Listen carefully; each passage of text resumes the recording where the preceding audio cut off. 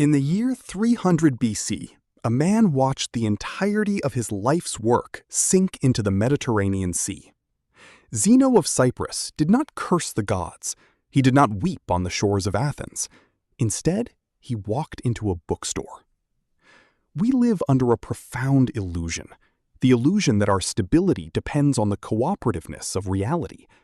We build castles out of variables we cannot govern and panic when the tide returns. But what if the shipwreck isn't the tragedy? What if the tragedy is believing you owned the ocean in the first place? Between the external world and your internal state lies a thin, invisible fabric, the space where sovereignty is born. The Stoics understood a terrifying truth. The universe operates on an intricate, indifferent web of cause and effect, what they called the logos. It does not care about your expectations. It does not pause for your grief. Yet we spend our modern lives tethered to outcomes we cannot dictate. The algorithmic validation of a screen, the unpredictability of a corporate promotion, the fragile impermanence of material objects. We surrender our happiness to forces that are genetically engineered to fail us. When you tether your worth to an external outcome, you place your mind in a prison where the world holds the key.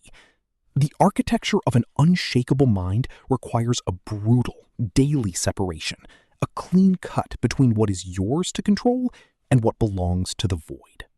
To break this dependency, the ancient philosophers practiced a form of psychological sabotage, voluntary discomfort. They slept on cold floors. They wore coarse garments. They ate the scarcest meals, not out of self-punishment, but out of a desire for absolute immunity.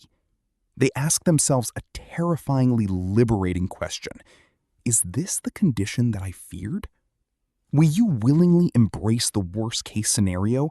The world loses its leverage over you. Fear thrives in the unknown spaces of your luxury.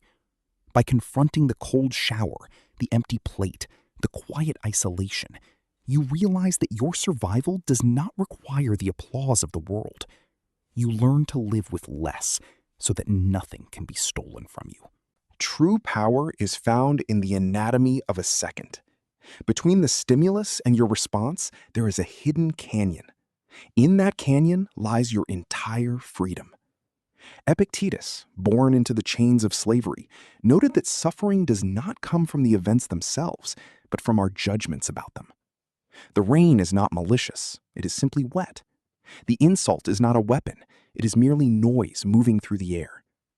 You cannot stop the storm from breaking, but you can refuse to let it inside your mind. This is the space where emperors like Marcus Aurelius commanded empires, and where Nelson Mandela survived 27 years in a concrete cell, by recognizing that while the past and the present are unchangeable, your interpretation belongs entirely to you. In the end, the world will continue to break around us. Ships will sink. Expectations will shatter. The people we love will leave, and the structures we build will inevitably turn to dust. Stoicism is not a mask of emotionless indifference. It is the profound realization that you are the architect of your own tranquility. It is the wisdom to know what you hold, the courage to face what you must, and the temperance to walk through the chaos without letting it alter your alignment. Fix your gaze not on the horizon you cannot control, but on the compass inside your chest. Build an empire within yourself and become utterly undefeatable.